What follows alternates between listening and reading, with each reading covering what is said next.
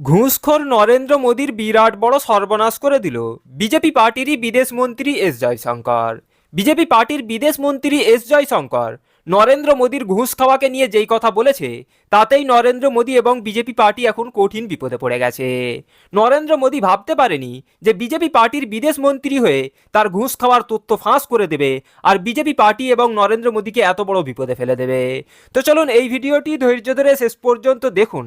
প্রথমে দেখুন নরেন্দ্র মোদী যে আমেরিকার কাছ থেকে ঘুষ খেয়েছে সেই নিয়ে আমেরিকার প্রেসিডেন্ট ডোনাল্ড ট্রাম্প কি বলল, এবং শেষে দেখুন এই আমেরিকার কাছ থেকে ঘুষ খাওয়াকে নিয়ে বিজেপি পার্টির বিদেশ মন্ত্রী এস জয়শঙ্কর কি বলল। তাতে নরেন্দ্র মোদী এবং বিজেপি পার্টি এখন সবথেকে বড় বিপদে পড়ল। ভারতে ভোটদানের হার বৃদ্ধির লক্ষ্যে মার্কিন অনুদান সংস্থা ইউএসএআইডির তরফে $2 কোটি 10 লক্ষ পাঠানো হয়। মার্কিন প্রেসিডেন্ট ডোনাল্ড ট্রাম্প এই দাবি করার পাশাপাশি কেন ওই অনুদান দেওয়া হবে এই প্রশ্ন তুলে তার পূর্ববর্তী বাইডেন প্রশাসনকেই নিশানা করেছিলেন। তার সেই বক্তব্যের জেরে ভারতের ঘরোয়া রাজনীতিতে শাসক বিজেপি ও কংগ্রেসের মধ্যে রাজনৈতিক তরজা শুরু হয়েছে।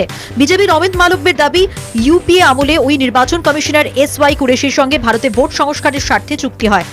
কংগ্রেস মুখপাত্র পবন খেরার পাল্টা দাবি, 2012 সালে আসা $2 কোটি 10 লক্ষ ব্যয় করে 2014 সালে নরেন্দ্র মোদী ক্ষমতায় আসে। একই সঙ্গে মোদীর সঙ্গে 1993 সাল থেকে মার্কিন অনুদান সংস্থার ঘনিষ্ঠতা রয়েছে বলেও দাবি করে বিজেপিকেই আক্রমণ শানিয়েছে কংগ্রেস। এই সব চাপানুতোরের মধ্যেই শনিবার প্রেসিডেন্ট ট্রাম্প মিয়ামিতে এক সরকারি অনুষ্ঠানে ওই অনুদানের বিষয়ে সরাসরি প্রধানমন্ত্রী মোদীর নাম উল্লেখ করেন।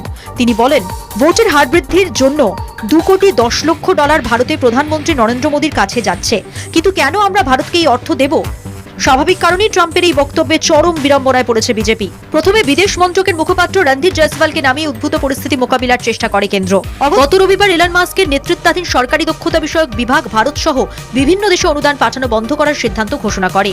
সেই থেকে ভারতের অভ্যন্তরীণ রাজনীতিতে জোরদার বিতর্ক শুরু হয়। এরই সঙ্গে ট্রাম্পের শনিবারের বিবৃতিতে বেজায় চাপে পড়েছে মোদী সহ পদ্ম শিবির।